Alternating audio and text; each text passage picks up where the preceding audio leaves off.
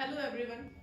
Last videos में हमने किया था order of the reaction, types of order of the reaction, first order reaction, second order, third order, zero order, fractional order and multi step reactions. आज हम करने जा रहे हैं एलिमेंट्री एंड कॉम्प्लेक्स रिएक्शंस। इसके बारे में थोड़ा सा मैं पहले भी बता चुकी हूँ, आज हम थोड़ा और जानेंगे इसके बारे में।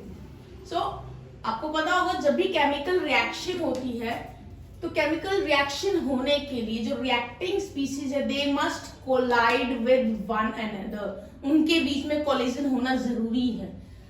और कुछ ऐसे भी रिएक्शन है जिसमें रिएक्टिंग स्पीसीज एक दूसरे से कोलाइड करते हैं और सीधा आपका फाइनल प्रोडक्ट एक सिंगल स्टेप में बन जाता है।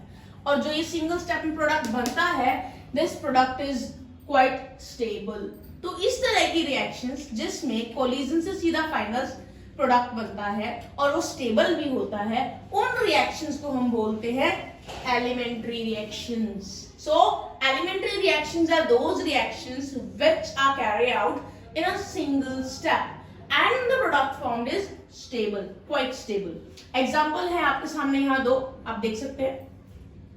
ये तो बात हो गई उन रिएक्शंस की जो एक सिंगल स्टेप में कंप्लीट हो जाते हैं।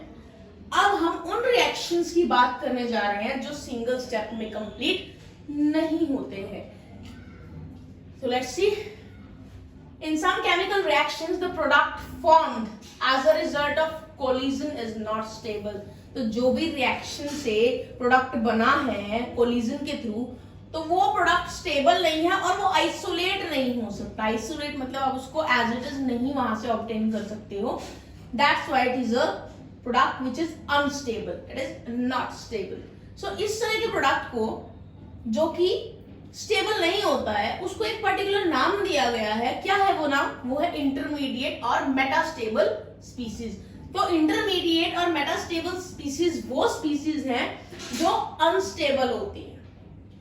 तो कुछ केसेस ऐसे होते हैं जिसमें इंटरमीडिएट्स या फिर मेटास्टेबल स्पीसीज जिसको हम बोलते हैं, वो क्या करते हैं, वो जुड़ते हैं और they form the final products. तो इंटरमीडिएट जुड़ के फाइनल प्रोडक्ट्स आपके बनाते हैं। तो इस तरह की रिएक्शंस को हम कॉम्प्लेक्स रिएक्शंस बोलते हैं। तो कॉम्प्लेक्स रिएक्शन कौन सी हो गई है?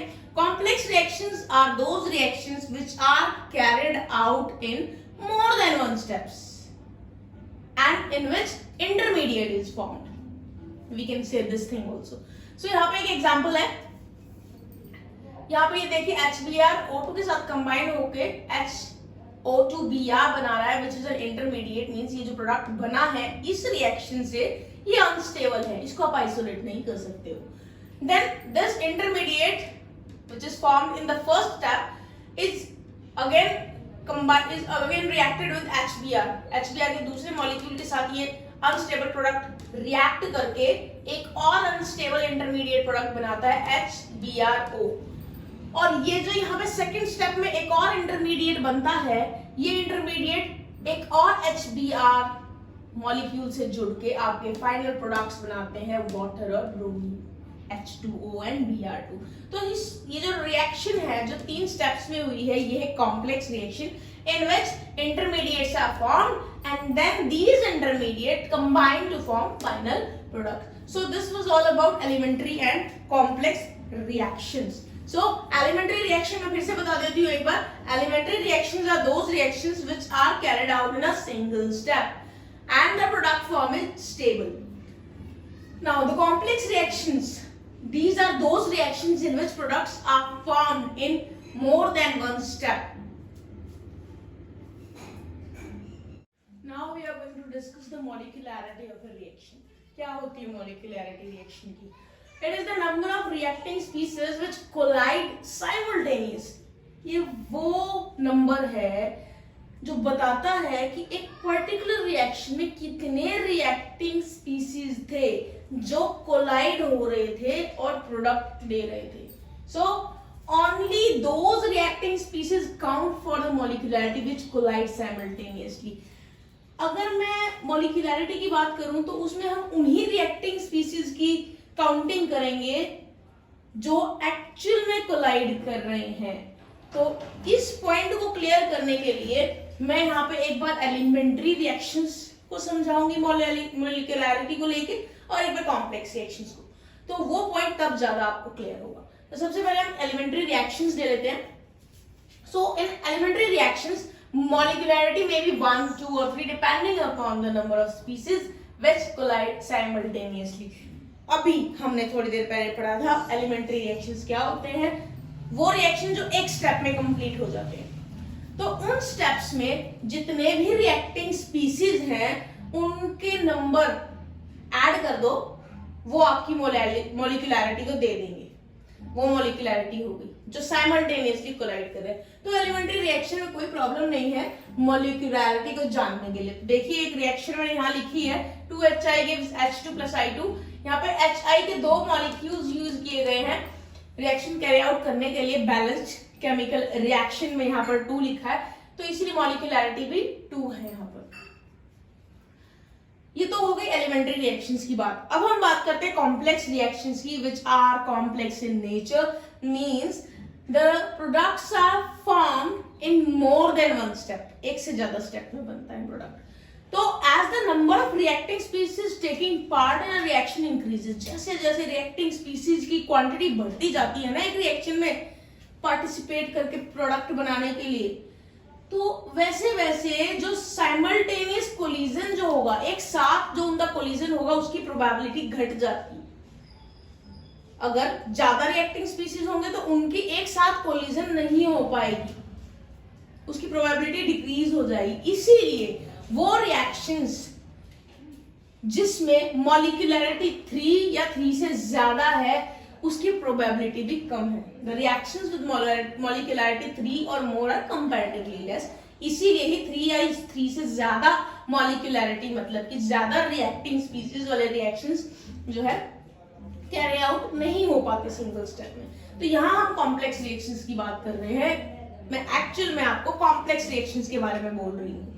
तो ऐसी रिएक्शन जिसमें नंबर ऑफ रिएक्टिंग स्पीसीज ज्यादा है वो एक से ज्यादा स्टेप में कैरी आउट होते हैं, और हर एक स्टेप की एक स्पेसिफिक मॉलिक्यूलैरिटी होती है जो डिपेंड करती है नंबर ऑफ रिएक्टिंग स्पीसीज पे जो उस रिएक्शन के पर्टिकुलर है। ये मैं आपको एग्जांपल लेके बताऊंगी अभी।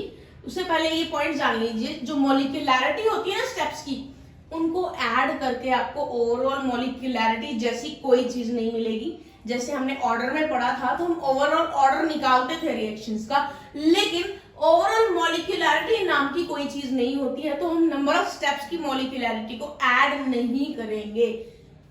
सो the reaction as a whole has no molecularity. अगर एक रिएक्शन एक से ज्यादा स्टेप्स में होता है तो उस रिएक्शन के लिए ओवरऑल मॉलिक्यूलैरिटी या होल मॉलिक्यूलैरिटी नाम की कोई चीज नहीं होती है। So we don't need to add up. So now after this we are going to do the examples which will tell you about this point. ये आपके सामने है एग्जाम्पल जिसमें आपको मैं बताऊंगी कि मॉलिक्यूलैरिटी कैसे होती है calculate for a complex reaction. So ये वो रिएक्शन है जो मैं आपको ऑलरेडी कॉम्प्लेक्स रिएक्शन जब आपको मैंने समझाया था तब मैंने ये एग्जाम्पल लिया था, मैंने वही एग्जाम्पल लिया है।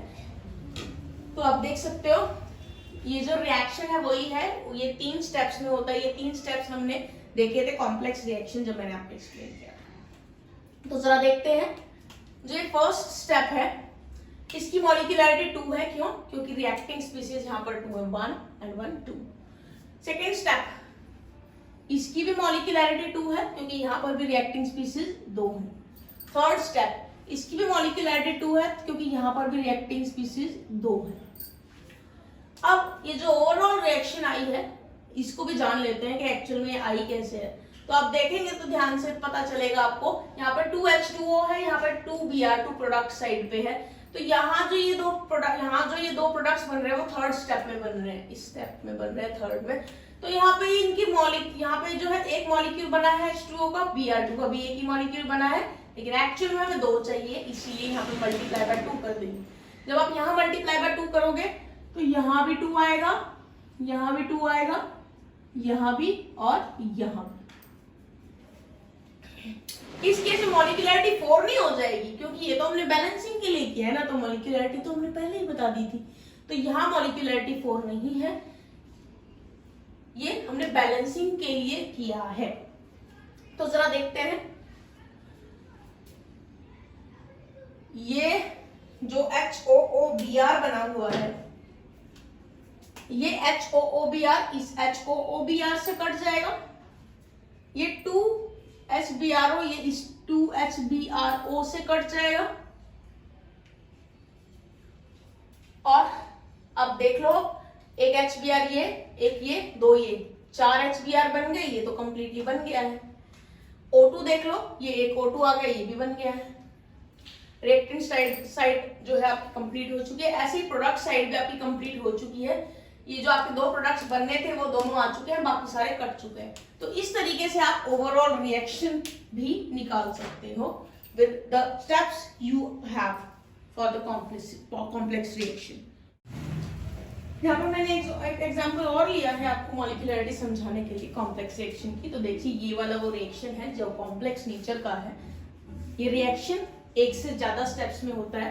तो पहला स्टेप है, यहाँ पर इसकी मॉलिक्यूलरिटी होगी 4, क्योंकि यहाँ पर 2, यहाँ पर 2, 2 + 2 4। ऐसे ही सेकेंड स्टेप की मॉलिक्यूलरिटी होगी 2, क्योंकि यहाँ पर इसके 2 मॉलिक्यूल यूज हो रहे हैं। ऐसे ही थर्ड स्टेप की मॉलिक्यूलरिटी होगी 2, क्योंकि यहाँ पे 2 रिएक्टिंग स्पीसीज है, दोनों के एक एक मॉलिक्यूल पार्टिसिपेट कर रहे हैं रिएक्शन में। तो जैसे मैंने पिछले एग्जांपल में बताया था, try to find out the overall reaction. आप कोशिश कीजिएगा इसकी ओवरऑल रिएक्शन निकालने के लिए, और वो ये आएगी। तो कैसे निकालने वो आप ट्राई कीजिएगा। तो ओवरऑल देखते हैं कि जो मॉलिक्यूलरिटी है रिएक्शन की, वो हमेशा एक होल नंबर होगा, फ्रैक्शंस में नहीं होगा, पॉइंट्स में नहीं होगा। और जो कॉम्प्लेक्स रिएक्शन है जो स्टेप्स में होता है, तो उस कॉम्प्लेक्स रिएक्शन में स्टेप्स की मॉलिक्यूलरिटी होगी, रिएक्शन की कोई मॉलिक्यूलरिटी नहीं होगी। So elementary reactions which proceed in single step have the molecularity, but the complex reactions which takes place in many steps, more than one step, has no molecularity.